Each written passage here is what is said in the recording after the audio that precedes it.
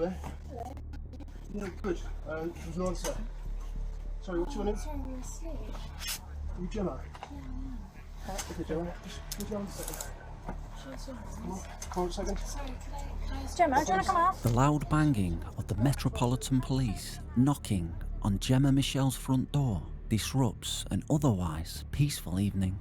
Gemma is about to be arrested on suspicions of murder, but when she opens the door to the police putting handcuffs on her wrists, she remains eerily calm for someone who just a month earlier had decapitated and stuffed the dead body of her so-called friend inside of a suitcase. As investigators began to unravel the heinous crime, questions arise. How does a church-going woman commit cold-blooded murder and, more importantly, why? Jemma Mitchell was born on the 22nd of July 1984 in Australia, where her mother had worked for the UK's Foreign and Commonwealth Office. Eventually, Gemma moved to the UK with her mother and sister after her parents' separation in 2004. Gemma attended King's College of London to study for a human sciences degree. Part of the course was a module called Structural Basis of Human Function. This is where Gemma had learned how to dissect bodies. She was so skilled during her study of the topic that she was awarded the Hamilton Prize for Anatomical Excellence and went on to graduate with first-class honours. Gemma would later go on to boast about her award-winning skill in human dissection, which is an unsettling detail given the events that would soon transpire. After studying at the British School of Osteopathy, Gemma returned to Australia, where she set up an osteopathy business before returning to the UK in 2015. She shared a house in Willesden, North London, with her mother and sister, though her relationship with her sister seemed to be tumultuous. Because Gemma was never registered with the General Osteopathic Council, she couldn't legally practice as an osteopath in the UK and took to becoming an alternative therapist and self-healer. It was around August of 2020 that Gemma meets Mee Kuen Chong, or more commonly referred to as Deborah. As devout Christians, the women meet at the church they both attend and form a friendship. Deborah was an elderly woman from Malaysia who had lived in London for the last 30 years. She was a widow who suffered from paranoid schizophrenia, but believed that Gemma was curing her mental illness with spiritual healing.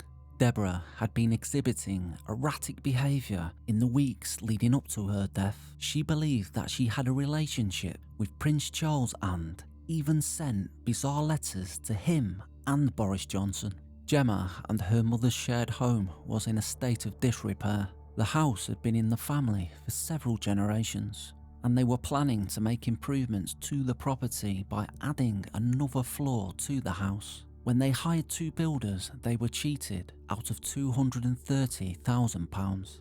Deborah, who had been appreciative of Gemma's spiritual healing and her friendship, offered her £200,000 to help with the renovations. But when Deborah changed her mind and withdrew the offer, it would serve as the catalyst for the senseless murder that followed. On the morning of June the 11th, 2021, Gemma went to Deborah's house in Wembley, North London, carrying with her a large blue suitcase. More than 4 hours later, shocking CCTV footage would show Gemma emerging from Deborah's property with the suitcase visibly bulkier and heavier than before. That was because the suitcase now contained the dead body of 67-year-old Deborah Chong. She was also carrying with her a small bag full of Deborah's financial documents, which would later be recovered from Gemma's home. When Deborah was reported missing, Gemma claimed that the elderly lady had gone to visit family friends somewhere close to the ocean because she was feeling depressed. In reality, Gemma had kept Deborah's body on the property for around 2 weeks. At some point, Gemma would use her skills in human dissection to mercilessly decapitate the body. On June the 26th, Gemma rented a Volvo and would drive Deborah's decapitated body 250 miles away to Salcombe in Devon. On the way to Salcombe, the Volvo blew a tyre and Gemma had to drive to a service station to call for assistance. The repairman called to change the wheel would later describe Gemma's demeanour as confused and recalls there being an odd musty smell coming from inside the vehicle. Gemma would then callously dump the corpse in a wooded area before making the long journey back home.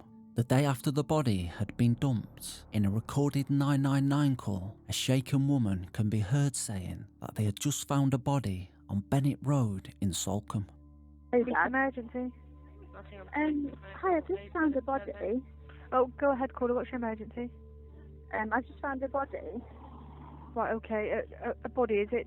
Are they breathing? No, they're dead. They look like they've possibly been there like a few days or something with some flies and stuff. Right, okay. Bear with me a second. Let's pop this on. What's the road? Yeah, what road are you on? I'm in Salcombe. You're in Salcombe, sorry. Let me have a look. I can populate, hopefully, where you are. So, Bennett Road, are you quite near the harbour? We're up from North Sand Beach. Hang on, which is a Google map. Oh, okay, yeah. So I can see North Sand Bay. Road. Bennett Road, yeah, you are on Bennett Road. After the police search of the area, Deborah's head was found 10 metres away in undergrowth and had been clinically cut from the body. The official cause of death couldn't be determined, but a post-mortem examination revealed signs of an assault, including a skull fracture which suggested that Deborah was struck with a blunt object and broken ribs from being forcefully stuffed into the suitcase. She was missing 3 bones from her spine and laryngeal structures which form the Adam's apple were also missing. So, on the night that police are seen banging on Jemma Mitchell's front door and she is quietly arrested for murder, she feigns surprise but goes quietly and willingly, knowing full well that she has been caught. A search of Gemma's home would uncover Deborah's fake will and personal financial papers that give some insight into the monetary motivation behind Gemma's horrific actions. Gemma had plans to inherit 95% of Deborah's estate, which was valued above £700,000. So when the police later interrogate her, despite mounting evidence, Gemma gives no comment answers to all the officers' questions. That the person driving the Volvo waited in the car all that time with the windows down and the front door open, the passenger door open, when it was literally chucking it down with rain and it was windy. Why is that, Gemma?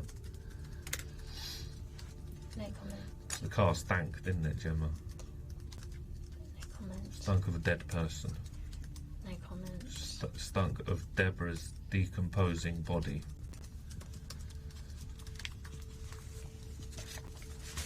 Is that right, Gemma? No comment. This case is most notable for being the first trial for murder conviction in the UK and Wales to have its sentencing phase televised, and the first televised sentencing of a woman in the UK. In sentencing, Jemma Mitchell, Judge Richard Marks called her crime chilling and profoundly shocking. I'm driven to the conclusion that you are extremely devious. You have shown absolutely no remorse, and it appears that you are in complete denial as to what you did, notwithstanding what, in my judgment, amounted to overwhelming evidence against you. The sentence of the court is one of life imprisonment, and the minimum term of imprisonment that you will in any event be required to serve will be 34 years. There will be deducted from that term the 475 days that you have spent in custody on remand, and the statutory surcharge will apply. Would you please take the defendant downstairs?